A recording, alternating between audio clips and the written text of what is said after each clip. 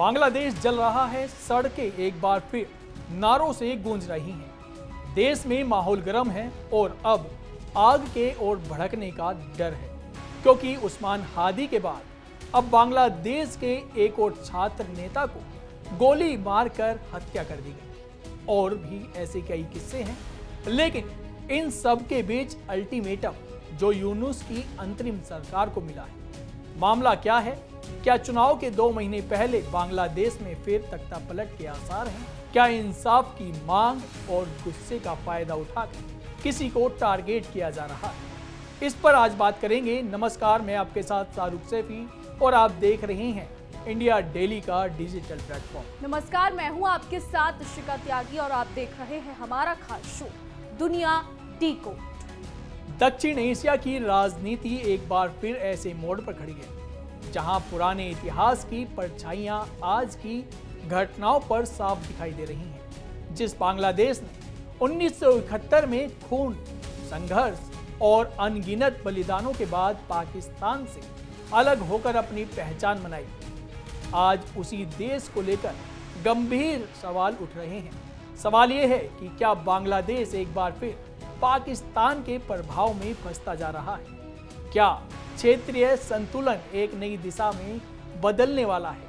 इस पूरी कहानी की शुरुआत होती है बांग्लादेश की मौजूदा राजनीतिक स्थिति, पाकिस्तान के साथ उसके बढ़ते संबंधों से। मोहम्मद यूनुस के नेतृत्व में बांग्लादेश की मौजूदा सियासत को लेकर अंदर और बाहर दोनों जगह बेचैनी बढ़ती जा रही है। राजनीतिक अस्थिरता, लगातार विरोध प्रदर्शन और सत्ता का सख्त रवैया देश के माहौल को तनावपूर्ण बना रहा है।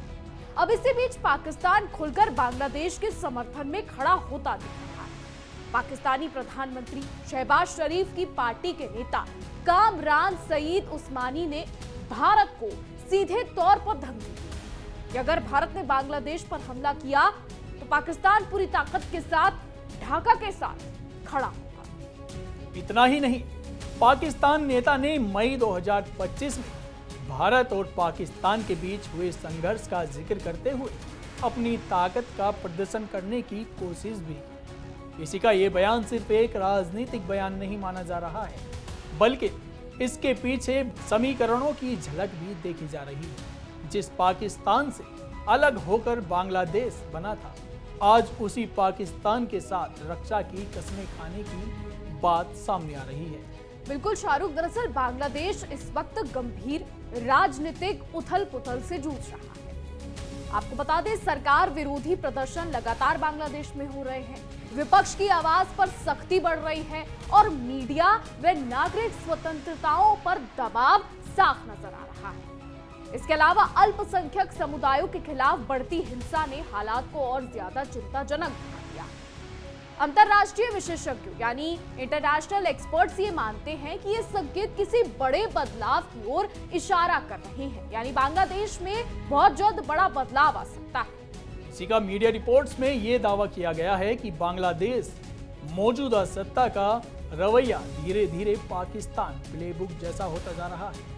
छोटे छोटे विरोध प्रदर्शनों को भी राष्ट्रीय सुरक्षा के लिए खतरा बताया जा रहा है। असहमति रखने वालों को देशद्रोही करार देने का चलन बढ़ता जा रहा है और सेना व प्रशासन का दखल राजनीति में पहले से ज्यादा नजर आ रहा है। यही वजह है कि विशेषज्ञ ये सवाल पूछने लगे हैं कि कहीं पर्दे के पीछे कोई बड़ी भू राजनीतिक स्क्रिप्ट तो नहीं लिखी जा रही? क्या बांग्लादेश को दोबारा ईस्ट पाकिस्तान जैसी स्थिति में धकेलने की कोई कोशिश हो रही है? भले ही ये सवाल अभी अटकलों के दायरे में हो, लेकिन मौजूदा हालात इन अटकलों को हवा जरूर दे रहे हैं। इस बीच रिपोर्ट्स ने चिंता और बढ़ा दी है। जानकारी के मुताबिक बांग्लादेश और पाकिस्तान के बीच एक औपचारिक सैन्य समझौते को अंतरिम रूप से देने की प्रक्रिया तेज हो गई है।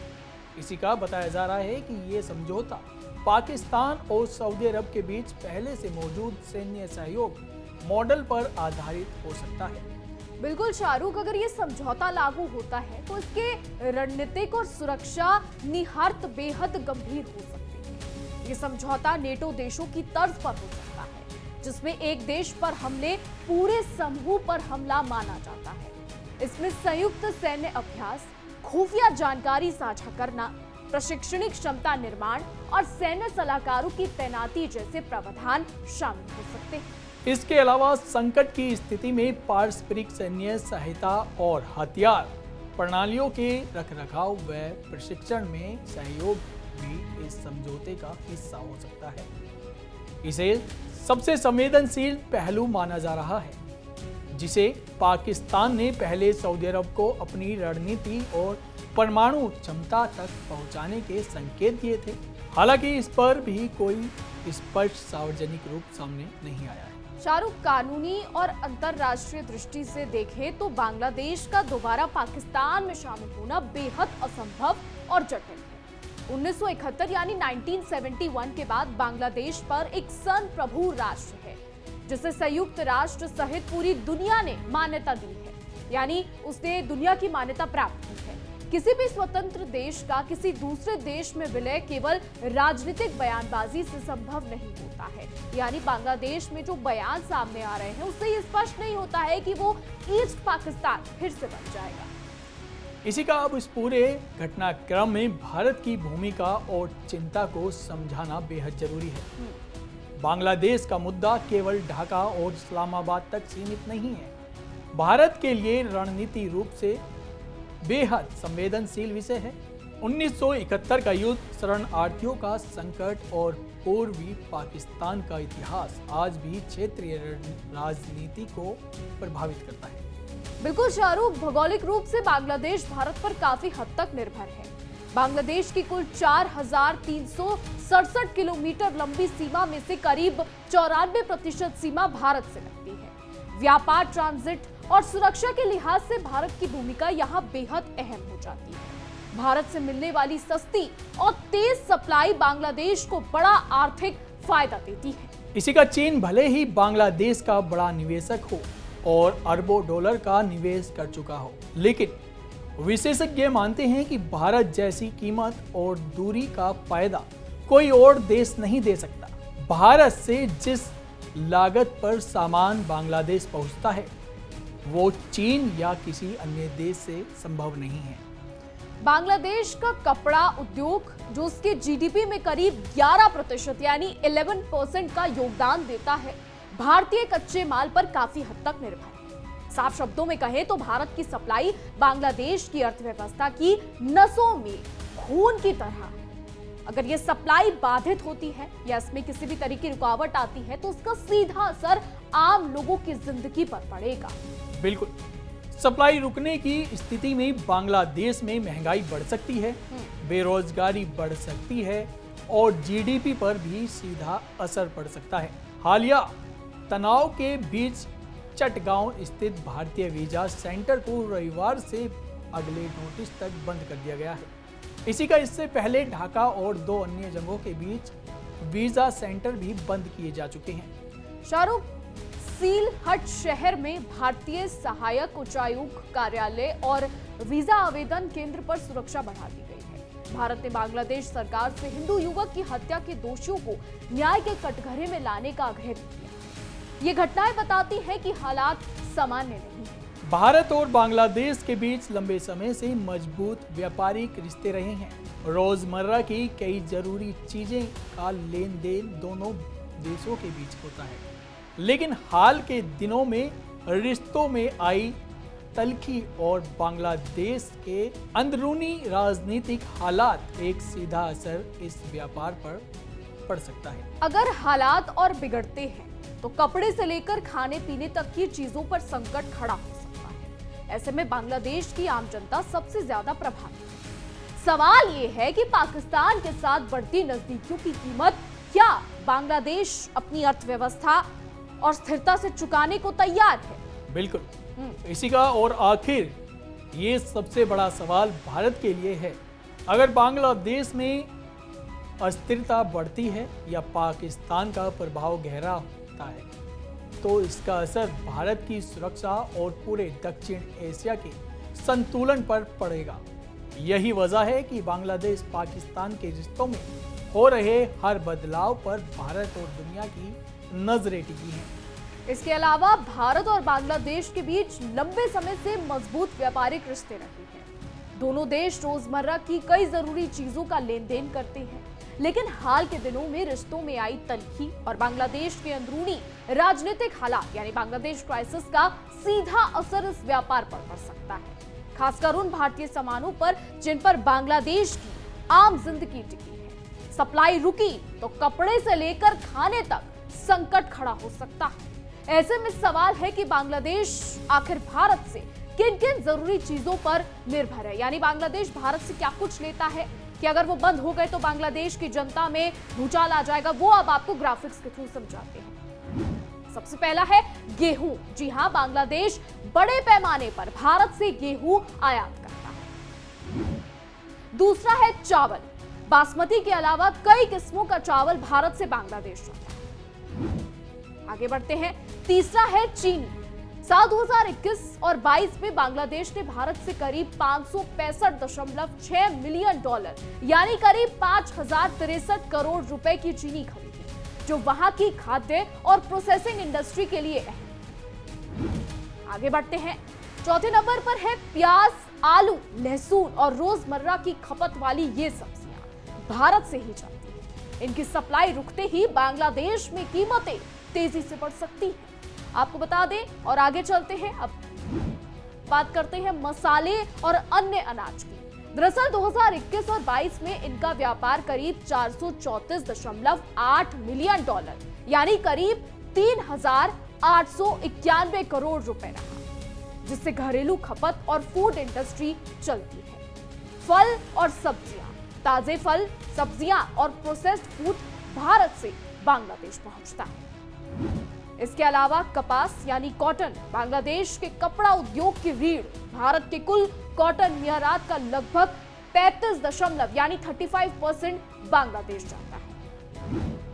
आगे बढ़ते हैं। 8वें नंबर पर है रिफाइंड पेट्रोलियम, प्लास्टिक और स्टील। जी हां, इलेक्ट्रिक उपकरण, उद्योग, निर्माण और ऊर्जा जरूरतों के लिए इनकी सप्लाई। अब आगे बढ़ते हैं और 9वें नंबर पर आती है दवाइयां और कुछ मेडिकल सप्लाई। जी हां, बांग्लादेश के स्वास्थ्य क्षेत्र के लिए भारत बड़ा दवाइयों और मेडिकल जितनी भी चीजें हैं उनका सप्लायर है। बिल्कुल, बांग्लादेश अपनी भौगोलिक वजह से भारत पर निर्भर है। बांग्लादेश की 94% सीमा भारत से लगती है, यानी कुल 4367 किमी लंबी। इसलिए व्यापार, ट्रांजिट और सुरक्षा में भारत की भूमिका अहम है। भारत से सस्ती और जल्दी सप्लाई बांग्लादेश को लागत का फायदा देती है। बिल्कुल शाहरुख, चीन बांग्लादेश का बड़ा निवेशक है। पीआरआई के तहत 7 अरब डॉलर निवेश यानी 2023 में 22 अरब डॉलर का निर्यात। लेकिन विशेषज्ञ मानते हैं कि भारत जैसी कीमत और दूरी का फायदा कोई नहीं दे सकता। किंग्स कॉलेज लंदन के प्रोफेसर हर्ष पंत बताते हैं कि भारत से जिस लागत पर सामान पहुंचता है वो चीन या किसी और से संभव नहीं। कपड़ा उद्योग जीडीपी में 11% योगदान देता है बांग्लादेश की। भारतीय कच्चे माल पर निर्भर है। भारत चाहे तो कई मोर्चों पर चोट दे सकता है, हालांकि हालात इतने खराब होंगे ये जरूरी नहीं है। साफ शब्दों में कहें तो भारत की सप्लाई बांग्लादेश की अर्थव्यवस्था की नसों में खून की तरह है। सप्लाई बाधित हुई तो बांग्लादेश में महंगाई, बेरोजगारी और जीडीपी तीनों पर सीधा असर तय है। बता दें कि बांग्लादेश में तनाव के बीच चटगांव के भारतीय वीजा सेंटर को रविवार से अगले नोटिस तक बंद कर दिया गया। इससे पहले ढाका और 2 अन्य जगहों के सेंटर बंद किए गए थे। रविवार को बांग्लादेश के सिलहट शहर में भारतीय सहायक उच्चायोग कार्यालय के और वीजा आवेदन केंद्र पर सुरक्षा बढ़ा दी गई थी। भारत ने बांग्लादेश सरकार से हिंदू युवा की हत्या के दोषियों को न्याय के कटघरे में लाने का आग्रह किया है। बांग्लादेश सरकार से हिंदू युवा की हत्या के दोषियों को न्याय के कटघरे में लाने का आग्रह किया है, जैसा कि हमने आपको वीडियो की शुरुआत में बताया था। बिल्कुल, और अब ये देखना होगा कि बांग्लादेश में और क्या होता है। क्या बांग्लादेश में तख्ता पलट होगा? शेख हसीना के जाने के बाद जिस तरीके से यूनूस की सरकार, या यूं कह ले कि यूनूस जिस तरीके से पावर में आए, अब शेख हसीना के जाने के बाद क्या वो सरकार बना पाएंगे? क्या बांग्लादेश में तख्ता पलट होगा या फिर बांग्लादेश में कोई और पार्टी राज करेगी, ये देखना दिलचस्प होगा। और ये भी देखना दिलचस्प होगा शाहरुख कि पाकिस्तान अब क्या रोल प्ले करेगा। हालांकि पाकिस्तान पूरी कोशिश कर रहा है कि बांग्लादेश उसके पाले में आ जाए, चीन के थ्रू हो, सऊदी के थ्रू हो, किसी और देश के थ्रू हो। लेकिन अब ये देखना दिलचस्प होगा कि बांग्लादेश की राजनीति में अब आने वाले समय में क्या होता है। इसी का कहीं ना कहीं मुझे ये लग रहा है कि जैसे ऑपरेशन सिंदूर के बाद से पाकिस्तान इंडिया और अन्य देशों के रिश्तों को तोड़ना चाहता है। जैसे इंडिया के रिश्ते अन्य देशों से बेहतर हैं, अच्छे हैं, हमारे रिश्ते बांग्लादेश से बाखूबी अच्छे हैं। उसी के मद्देनजर रखते हुए पाकिस्तान ने बांग्लादेश में इतना बड़ा घुसपैठिया कराया। बिल्कुल शाहरुख, क्योंकि पाकिस्तान का ये काम है, भारत के रिश्ते जिस भी देश से अच्छे होते हैं पाकिस्तान वहां घुसने की कोशिश जरूर करता है। जब शेख हसीना बांग्लादेश की प्रधानमंत्री थी उस दौरान भी भारत के रिश्ते बांग्लादेश से काफी अच्छे थे, अभी भी रिश्ते कहीं ना कहीं बेहतर, लेकिन उस तरीके से नहीं जिस तरीके से शेख हसीना के समय पर थे। बिल्कुल। और यही चीज पाकिस्तान रूस के साथ भी करना चाहता है। जब रूसी राष्ट्रपति पुतिन और पाकिस्तानी राष्ट्रपति शहबाज शरीफ की मुलाकात हुई थी तो उस दौरान शहबाज शरीफ ये कहते नजर आए थे कि भारत से आपकी दोस्ती ठीक है, लेकिन हमें पाकिस्तान और रूस की दोस्ती के बारे में भी सोचना चाहिए। बहरहाल जो आपने ये कहा कि पाकिस्तान ये कोशिश करता है कि भारत के रिश्ते जिस भी देश से अच्छे हो वो वहां चला जाए, तो ये सच है, फिर चाहे बांग्लादेश को लेकर हो, रूस को लेकर हो, चीन को लेकर हो, यूएस को लेकर हो या फिर किसी और देश को लेकर हो। बिल्कुल। तो अब ये देखना दिलचस्प होगा शाहरुख कि आने वाले समय में बांग्लादेश क्या करता है, मोहम्मद यूनुस किस तरीके से चीजों को लेते, क्या वो पाकिस्तान के चंगुल में फंस जाएंगे या फिर चीन के चंगुल में फंस जाएंगे या फिर यूएस के राष्ट्रपति डोनाल्ड ट्रंप के चंगुल में यूनुस फंस जाएंगे या फिर अपने देश को, ये जो चल रहा है उनके देश में जो प्रोटेस्ट हो रहे हैं, लगातार लोगों को मारा जा रहा है, इससे बाहर निकलेंगे। ये आने वाले समय में देखना दिलचस्प होगा।